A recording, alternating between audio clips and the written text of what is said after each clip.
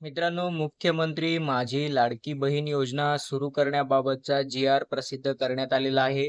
आणि या व्हिडिओमध्ये आपण या जी-आर मध्ये काय नियम आहेत, काय अटी आहेत, काय शर्ती आहेत, कोणाला याचा लाभ मिळणार आहे, हे संपूर्ण आपण या व्हिडिओमध्ये जाणून घेऊया. तुम्ही इथे पाहू शकता, महाराष्ट्र राज्यात मुख्यमंत्री माझी लाडकी बहीण योजना सुरू करण्यास मान्यता देण्याबाबत हा जी-आर काढण्यात आलेला आहे. महाराष्ट्र शासन व महिला व बालविकास विभाग यांच्यातर्फे हा जी-आर काढण्यात आलेला आहे. दिनांक 28 जून 2024 रोजी हा जी-आर काढण्यात आलेला आहे. यामध्ये तुम्ही पाहू शकता, महिलांचे आरोग्य व पोषण आणि त्यांच्या आर्थिक स्वावलंबनासाठी राज्यात विविध योजना राबविण्यात येत आहेत. महिलांचा श्रम सहभाग पुरुषांच्या तुलनेत कमी आहे, ज्यामुळे त्यांच्या आर्थिक स्वातंत्र्यावर परिणाम होतो. सदर परिस्थिती लक्षात घेऊन राज्यातील महिलांच्या आर्थिक स्वातंत्र्यासाठी त्यांच्या आरोग्य आणि पोषणामध्ये सुधारणा करणे आणि कुटुंबातील त्यांची निर्णायक भूमिका मजबूत करण्यासाठी महाराष्ट्र राज्याची मुख्यमंत्री माझी लाडकी बहीण योजना सुरू करण्याचे शासनाने काल निर्णय घेतलेला आहे. शासन निर्णय काय सांगतो पहा.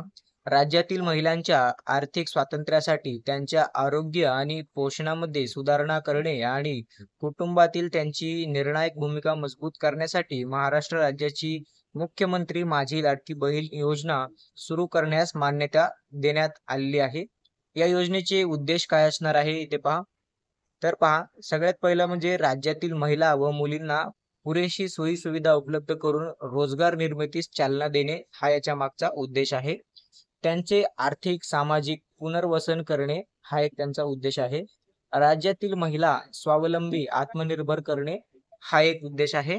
राज्यातील महिलांना व मुलींना सशक्तीकरणास चालना मिळणे हा यामागचा उद्देश आहे. महिला आणि त्यांच्यावर अवलंबून असलेल्या मुलांच्या आरोग्य आणि पोषण स्थितीत सुधारणा करणे हा देखील याच्या मागचा उद्देश आहे. आता या योजनेचे स्वरूप काय आहे ते पाहूया आपण.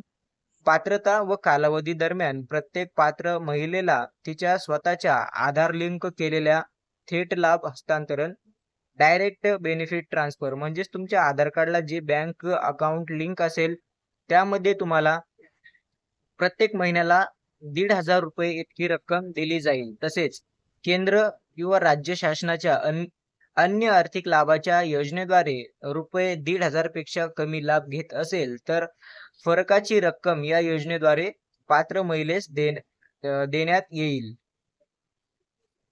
आता या योजनेचे लाभार्थी कोण असणार आहेत, कोणाला याचा लाभ मिळणार आहे, तर सगळ्यात पहिले ते पाहू शकता तुम्ही, महाराष्ट्र राज्यातील 21 ते 60 वर्ष या वयोगटातील विवाहित, विधवा, घटस्फोटित आणि निराधार महिला ज्या असतील तर त्यांच्यासाठी या योजनेचा लाभ जो आहे तो मिळणार आहे. योजनेच्या लाभार्थ्यांची पात्रता काय असणार आहे, तर पहा इथे सगळ्यात पहिलं, लाभार्थी महिला महाराष्ट्र राज्याचे रहिवासी असणे आवश्यक आहे.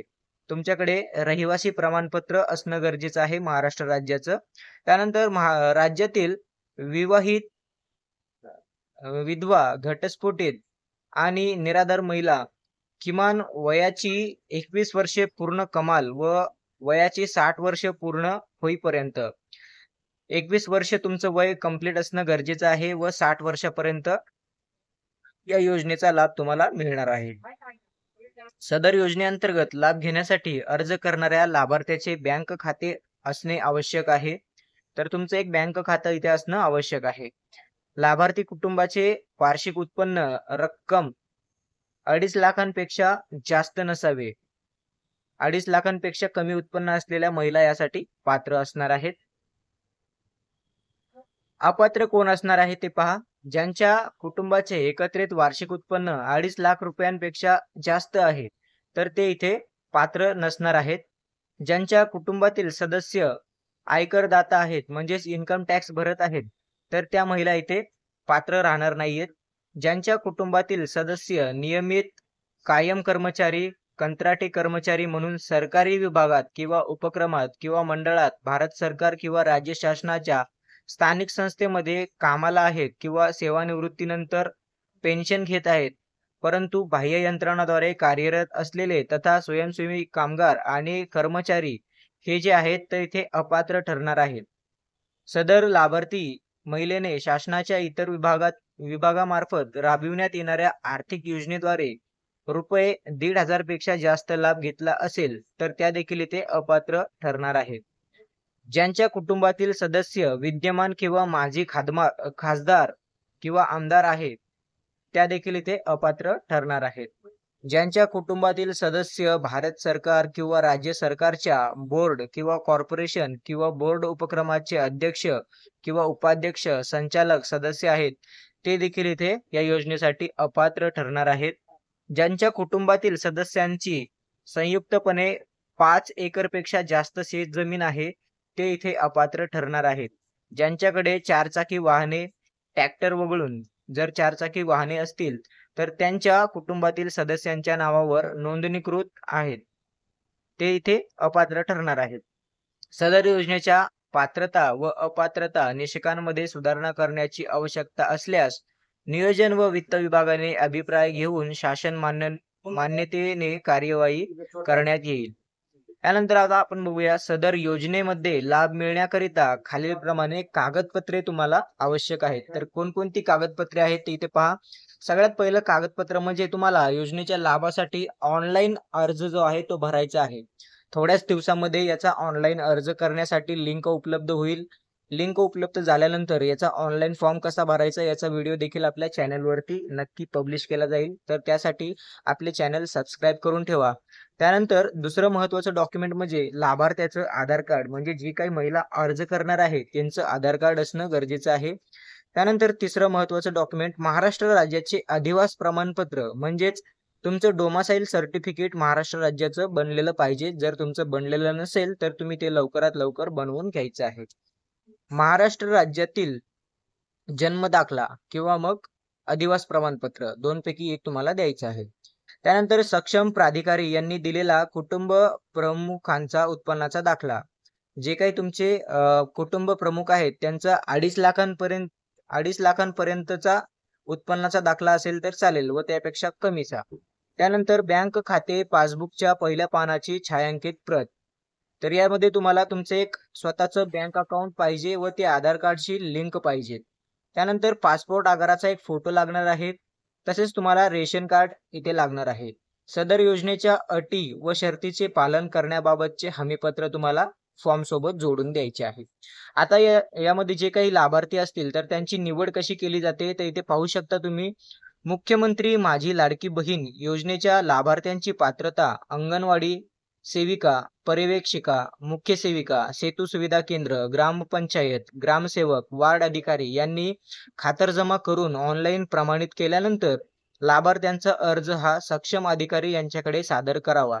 सक्षम अधिकारी यांनी या कामकाजावर नियंत्रण ठेवावे. त्यानुसार सदर योजनेकरिता अंगणवाडी सेविका, पर्यवेक्षिका, मुख्य सेविका, सेतू सुविधा केंद्र, ग्रामपंचायत, ग्रामसेवक, वार्ड अधिकारी व सक्षम अधिकारी यांच्या जबाबदाऱ्या खालीलप्रमाणे आहे.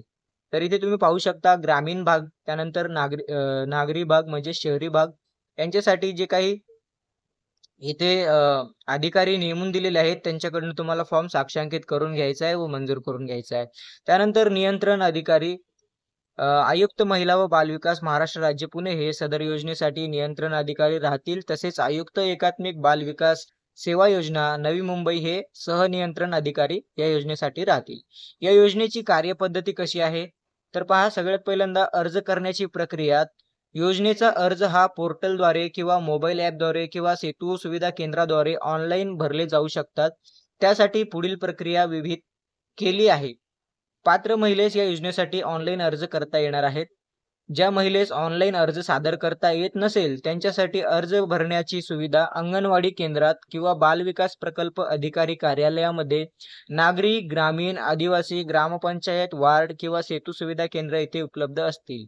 वरील भरलेला फॉर्म अंगणवाडी केंद्रात किंवा बालविकास प्रकल्प अधिकारी कार्यालयात किंवा नागरी, ग्रामीण, आदिवासी, सेतू सुविधा केंद्रामध्ये नियुक्त कर्मचाऱ्यांच्या द्वारे ऑनलाईन प्रविष्ट केला जाईल आणि प्रत्येक यशस्वीरित्या दाखल केलेल्या अर्जासाठी यथायोग्य पोचपावती दिली जाईल. त्यानंतर अर्ज भरण्याची संपूर्ण प्रक्रिया ही विनामूल्य असणार आहे. तुम्हाला इथे हा फॉर्म भरण्यासाठी फ्री असणार आहे, कुठलेही पैसे द्यायची गरज नाहीये. त्यानंतर अर्जदार महिलेने स्वतः उपरोक्त ठिकाणी उपस्थित राहणे आवश्यक असेल, जेणेकरून तिचा एक लाईव्ह फोटो घेतला जाईल आणि ई-केवायसी करता येईल. यासाठी महिलेने खालील माहिती आणणे आवश्यक आहे. जसे की कुटुंबाचे पूर्ण ओळखपत्र म्हणजेच तुम्हाला रेशन कार्ड सोबत घेऊन यायचं आहे. स्वतःचं आधार कार्ड घेऊन यायचं आहे. त्यानंतर तात्पुरत्या यादीचे प्रकाशन कसे केले जाते, तर अर्ज प्राप्त झाल्यानंतर पात्र अर्जदारांची तात्पुरती यादी पोर्टलवरती किंवा ॲपवरती जाहीर केली जाईल. त्याची प्रत अंगणवाडी केंद्रात किंवा ग्रामपंचायतमध्ये किंवा वार्ड स्तरावरील सूचना फलकावर देखील लावण्यात येणार आहे. आक्षेपांची पावती. जर तुम्हाला काही आक्षेप असतील तर जाहीर यादीतील हरकत पोर्टल ॲपद्वारे केल्या जातील. याशिवाय अंगणवाडी सेविका, मुख्य सेविका, सेतू सुविधा केंद्र यांचे मार्फत बाल विकास प्रकल्प अधिकारी यांच्याकडे लेखी हरकत तक्रार नोंदवता येईल. लेखी किंवा ऑफलाईन प्राप्त झालेल्या हरकत तक्रार रजिस्टरमध्ये नोंदविल्या जातील आणि ऑनलाईन अपलोड केल्या जातील. पात्र लाभार्थी यादी जाहीर केल्याच्या दिनांकापासून 5 दिवसांपर्यंत सर्व हरकत व तक्रार नोंदविणे आवश्यक असणार आहे. तर तुम्ही जे काही पात्र झालेलं आहे व तुम्हाला काही जर त्याच्यामध्ये हरकत असेल, काही दुरुस्ती किंवा काही वाटत असेल, तर तुम्हाला 5 दिवसांचं टाइम आहे. त्या टाइमामध्ये तुम्हाला ते तक्रार करून व्यवस्थित करून घ्यायचं आहे. सदर हरकतीचे निराकरण करण्यासाठी संबंधित जिल्हा बाल व महिला व बाल विकास अधिकारी यांच्या अध्यक्षतेखाली तक्रार निवारण समिती गठीत करण्यात आलेली असणार आहे. त्यानंतर अंतिम यादीचे प्रकाशन म्हणजे शेवटची तुमची जी यादी आहे, फायनल यादी, तर त्यासाठी सदर समितीमार्फत प्राप्त हरकतींचे निराकरण करण्यात येऊन पात्र लाभार्थ्यांची अंतिम यादी तयार केली जाईल. सदर पात्र व अपात्र लाभार्थ्यांची स्वतंत्र यादी अंगणवाडी केंद्रात किंवा ग्रामपंचायतमध्ये किंवा वार्ड स्तरावर किंवा सेतू सुविधा केंद्रामध्ये तसेच पोर्टलवरती व ॲपवर देखील जाहीर केली जाईल.